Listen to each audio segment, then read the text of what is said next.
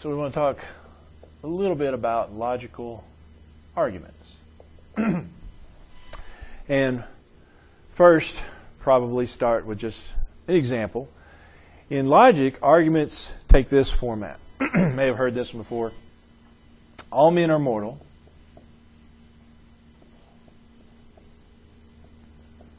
Socrates is a man.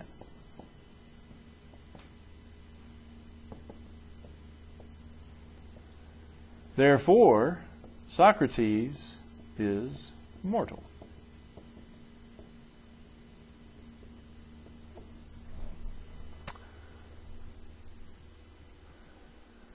This is typically the way we'll arrange it.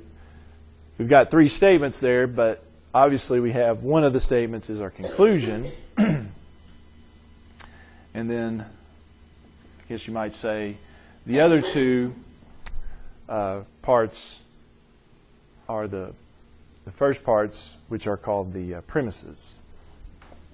Premise 1 and premise 2. Yeah. And so, in a good argument, good logical argument, your premises will then lead you to a valid conclusion, which I think most of us would follow that one pretty well. But that's what we're talking about, the types of things we're talking about. Here's my premises, two premises. Most of the ones we'll do would be two, but if you get more into it, heavily involved into it, you'd have more than two premises maybe. But this is what ours will look like, or something very similar. Well, you have a couple premises and then the conclusion. Now, the key to arguments is to have a good argument, a valid argument. is the way we'll phrase it. We'll be looking for those for the other two, but validity of an argument is something that's important, obviously, in logic. And here's how that works. An argument is valid when all the premises are true, the conclusion can only be true. When all premises are true, the conclusion can only be true.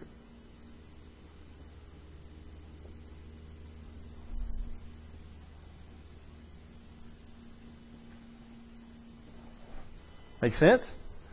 Because you're trying to put together something that, these two or whatever the premises are, you're saying, well, these two lead me to this one. So if these are true, then this one has to be true. That's what we're saying. Now, what we might spelled Socrates wrong there, didn't I? What we also might note there is, if one of these premises at some situation is not true, well, does it really matter what the conclusion is? No. We're just saying if these are true, then this one's true. If this one's false and this one's false in a particular case, then it doesn't really matter what happens to the conclusion. So we'll speak to that more in just a second. But we also should point out, be able to recognize an invalid argument, which also known as a fallacy. An argument is invalid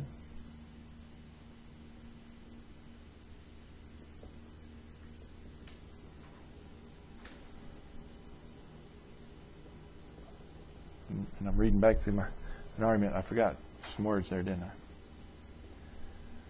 So the first one, the valid argument, an argument is valid. I forgot that part. So part two here, an argument is invalid or a fallacy if the conclusion can be true when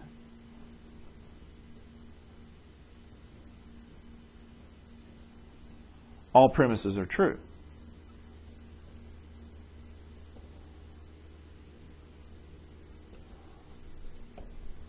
That would make it invalid. So you got these two are true, but then the conclusion can be false. If that happens, then your arguments run into a bit of a problem. Okay? So that's what we're going to focus on for a moment or two here. Valid, invalid. A couple ways we're going to do this. Well, they're both related, but kind of two techniques here that we'll utilize. Guess what one of them is? Truth tables. We'll use some truth tables, and then we'll talk about the other in a moment. Okay? So first of all, let's, remembering these two definitions, if you will, determining validity by truth table.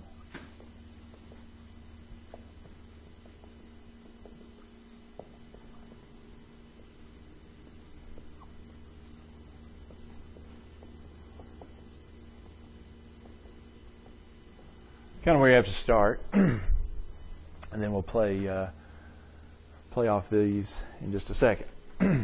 Okay, got all this? All right, determine validity of an argument by truth table.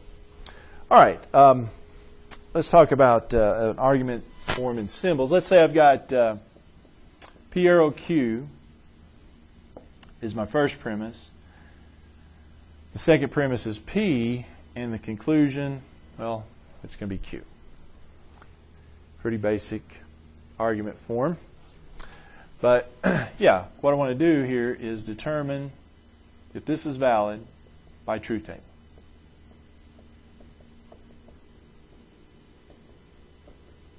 This is how we do that if that's our given charge or the problem.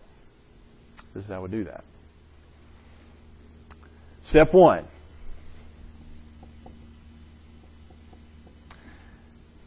We're doing a truth table, so that's step one. Do a truth table for each part.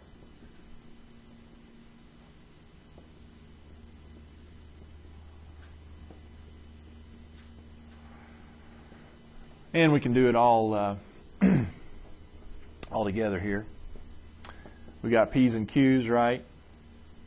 So we need a place for P arrow Q, my first premise. Then I need the second premise, P, and then the conclusion, Q at the end. So we need a truth table. We'll just do all together one. Okay? All right, so we got true, true, true, false, false, true, false, false. And then just put the truth values for each one of those. That was pretty straightforward, so I'm not even going to write the component, but you can if you want to. But it'll be true arrow true, which is true. True arrow false, which is false.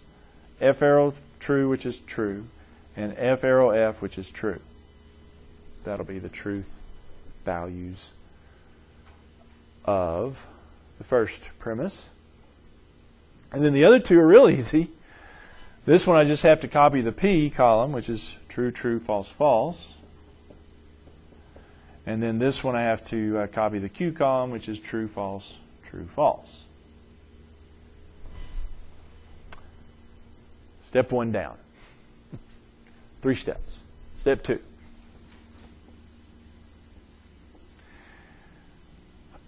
Well, remember back on the definition of valid or invalid arguments is the definition said if when all the premises are true. So step 2 is it doesn't matter what happens when a premise is false, so I'm going to mark out any line that has a false premise.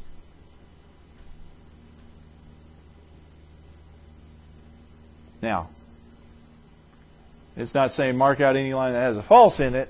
It's saying mark out any line that has a false premise. Which are the premises here? Which two columns? Which columns? Well, the premises are only these two, right? So my premises are this column and this column.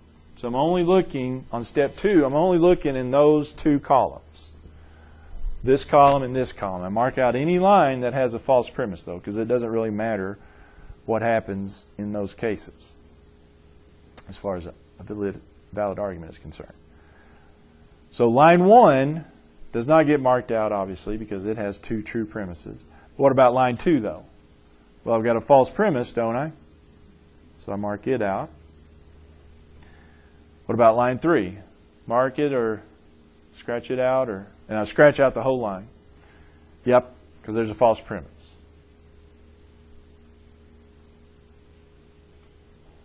And then what about line 4? Yep, it's got a false premise, so it gets marked out too. Okay? So we're down to one line. Well, step 3 then is determine if it's valid now by looking at the conclusion column and the conclusions that are left, and determine if it's valid. A, if there are only true conclusions left, it's valid. The argument's valid.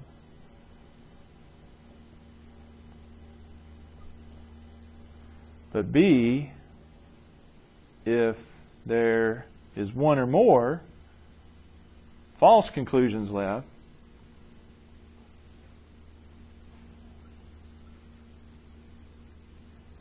it's invalid.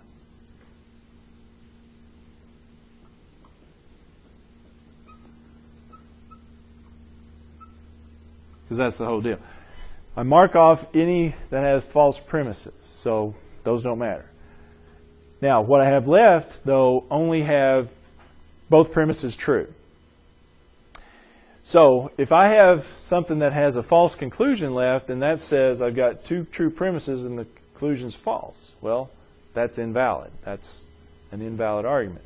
But in this case, that doesn't happen, though, does it? What do I have left as far as conclusions go? This is always looking at the last. Whatever's left here in the conclusion column, that's what I focus on now. What do I have left in the conclusion column? I only have true left. I marked off false, true, and false, so those I'm ignoring now. I just ignore those. Only with what's left conclusion-wise. And we're okay, aren't we? Because there's only trues left. There's only one true left. Okay. There's only one left, and it's true. So what is it? Valid or invalid? It's valid. If you only have a true left, or true, if there's more than one and they're both true or whatever they are, it's valid. Okay, so this one's valid.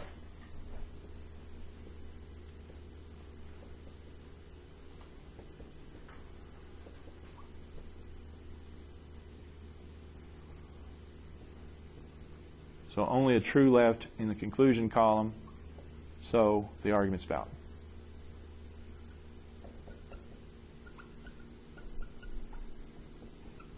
This argument here we're talking about. It's valid. It's a valid argument for it.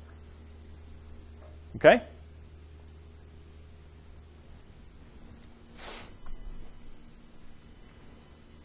All right. Let's do another one. P arrow Q.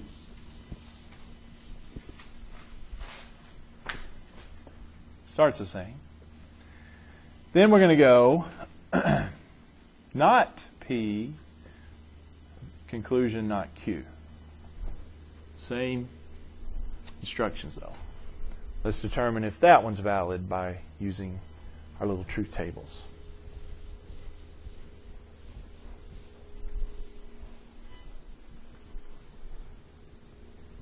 You're just doing a random thing, aren't you? Do what? You're just doing a random problem. When you have them in the book, will they be just random? I mean, Yeah. just have them like that. Yes. This will be exactly like they're stated in the book here.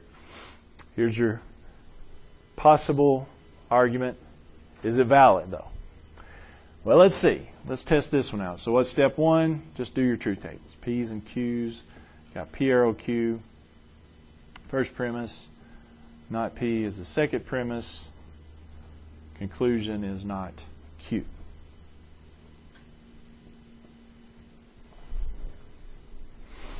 Same 4 lines. True, true, true, false, false, true, false, false. Arrow, first of all, those together. True arrow true is true.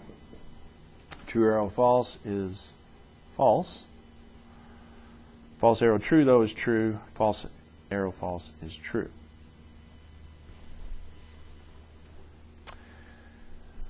Then the next premise is not P. It's just an opposite of the P column, so that would be false, false, true, true. And then not Q is opposite of the Q column, so that would be false, true, false, true.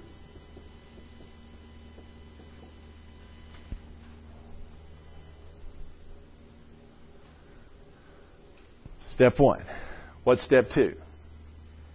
Step 2 was mark out any line that has what?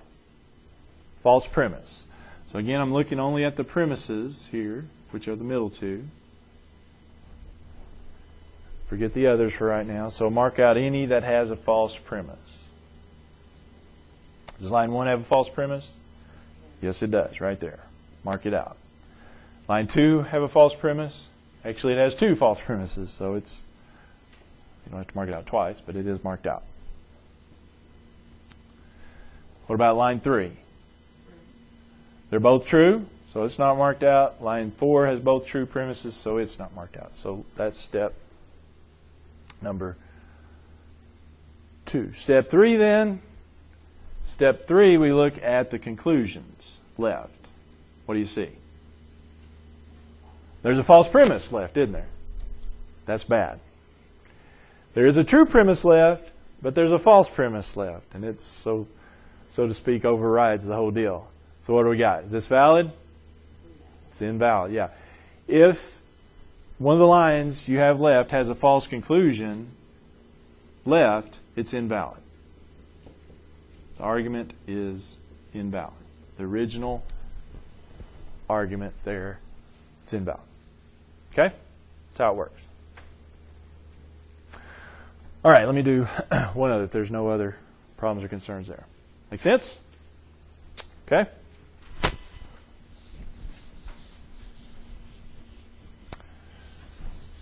Determine validity of this one by R. They won't all be P, R, O, Q. Let's do a P or Q.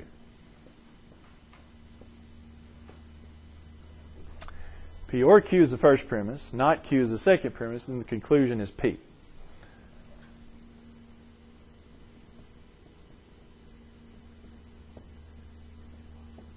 Again, instructions are use the truth table. We'll do it maybe a little different way here in just a second, but for right now, all we have at our disposal is the truth table. Maybe a couple quick points here. Got P's and Q's, so it's the same over here. True, true, true, false, false, true, false, false.